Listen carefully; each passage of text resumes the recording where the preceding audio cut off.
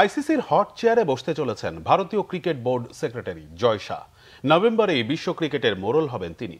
ভারতীয় ক্রিকেট বোর্ডের সভাপতি বিশ্বকাপ জয়ী ফাস্ট বোলার রজার বিনি হলেও মূলত দেশটির ক্রিকেট চালায় জয় শাহ। বিজেপির অন্যতম নেতা ও স্বরাষ্ট্রমন্ত্রী অমিত শাহর ছেলে বলেই ভারতীয় ক্রিকেটে ছড়ি ঘোরানোর সুযোগ পেয়েছেন জয় শাহ। এরপর এশিয়ান ক্রিকেট কাউন্সিলের সভাপতি হিসেবে মহাদেশীয় ক্রিকেটের প্রায় সকল ক্ষমতাই তার পকেটে। এবার আইসিসির প্রধান হতে চান তিনি। বর্তমান চেয়ারম্যান ইংল্যান্ডের গ্রেগ বার্গলি তৃতীয় মেয়াদে আর চেয়ারম্যান হতে ইচ্ছুক নন। আগামী নভেম্বরে তিনি দায়িত্ব ছেড়ে দিবেন। এরপরেই জয় শাহর দায়িত্ব নেওয়ার কথা। তবে চেয়ারম্যান পদে অন্য কোনো প্রার্থী থাকলে সেক্ষেত্রে নির্বাচন হবে। চেয়ারম্যান পদে নির্বাচন করতে হলে ২৭ আগস্টের মধ্যে মনোনয়নপত্র জমা দিতে হবে। যদি একাধিক প্রার্থী থাকেন তবে এই বছরের ১ ডিসেম্বর নির্বাচন অনুষ্ঠিত হবে।